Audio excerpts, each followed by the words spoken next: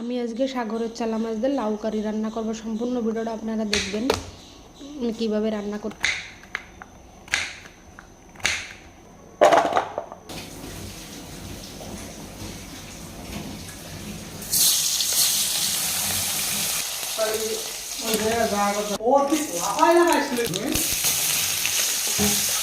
দেখে লাগে তাই 130। হ্যাঁ